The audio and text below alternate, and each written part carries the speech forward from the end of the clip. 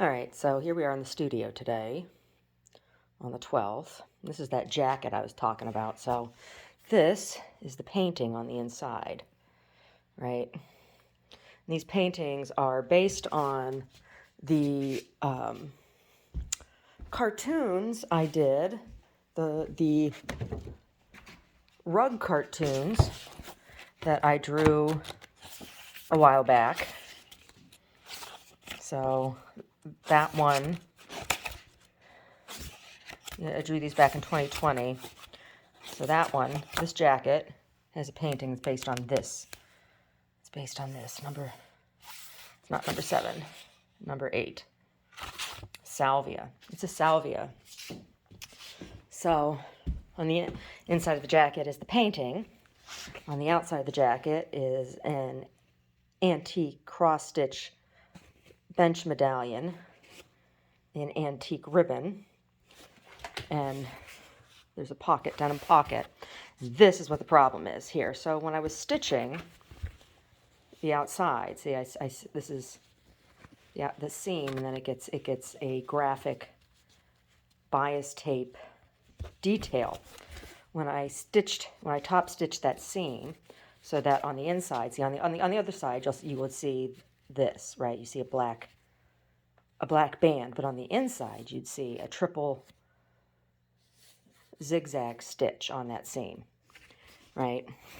Similar to what you see up here on the top of the arm, the top of the sleeve, right? See, like that.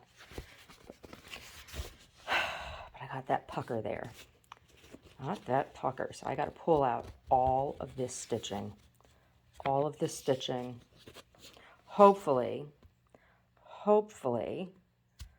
I will be able to just line up here so that I don't take out all of this stitching, because that would really suck.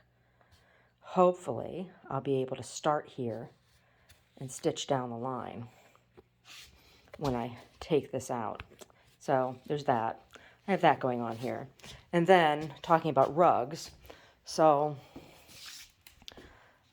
this is what I do with our socks, old t-shirts, old underwear, old maxi skirts, old yoga pants. They get made into this yarn, right? This t-shirt yarn that I then put on this big spool. And when the spool gets full, then I make a rug. So, like, I have one here in the kitchen that I made. There's one in Omar's office, too. So here's the one in the kitchen. And it has now been, it has been steamed a couple times, and it has now been washed in a washing machine. And it washes pretty well. It really does. The one thing with the yarn that I used to tie this one off, though, I did have to retie a couple of the knots. So there was some issue in washing. I washed it on delicate, on heavy soil, but delicate. And then it went through the dryer, right? So on this one that I just started putting together today, I just finished off this spool this morning. This one that I started today, I'm using sisal. And sisal is used for making knotted rugs, and it's very, very strong and durable. So we will see how this goes, because these knots are nice and are much tighter, much tighter. Oop, that one looks a little loose. I might have to pull that one a little tighter.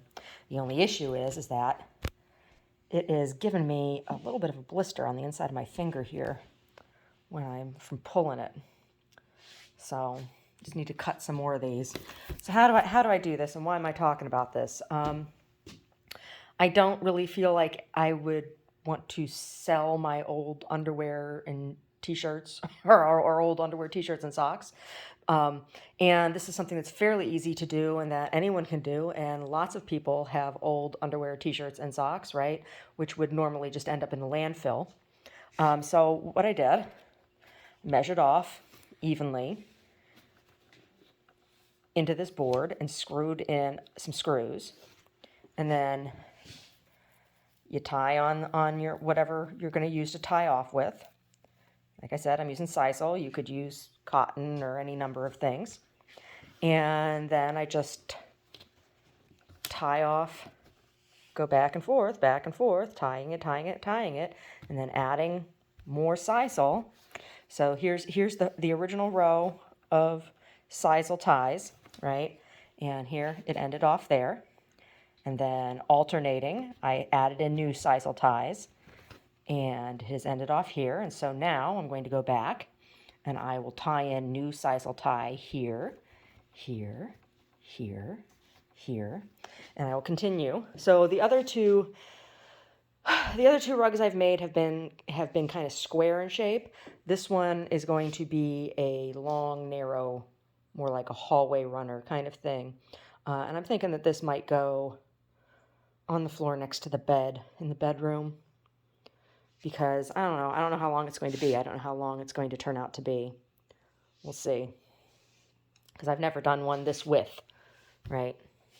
I normally, you see the holes here, I screw into here and tie off this way. So this is the board that I use for my palette. I mix my oil paints on here. That's what this multi-purpose board is here on my easel. But normally I screw across here, put the screws across here, and then tie off. And so it's that wide. This time it's this wide. So this is about 24 inches wide, and it's an inch on either side. So this one's gonna be 22 inches wide. This rug will be 22 inches wide. I don't know how long it's gonna be. Guess we're gonna see. Used my DeWalt. That's all. That's all.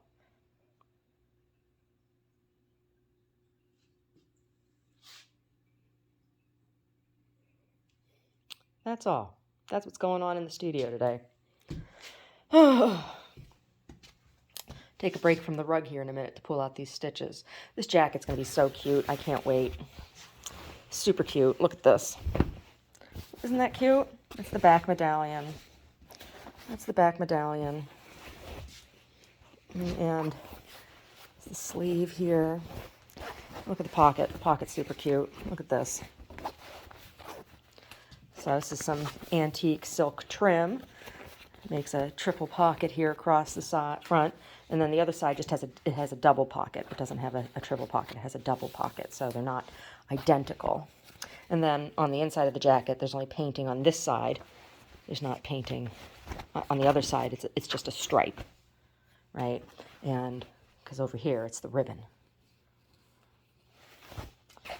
So yeah, and this is going to be the cuff, and that will be the neck finishing, the finishing on the binding, and then this will be the little hanger tag in the back.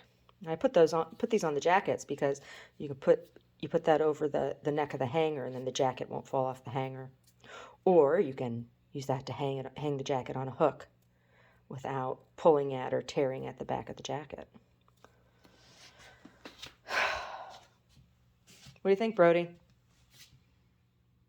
What do you think, Brody? I don't think much.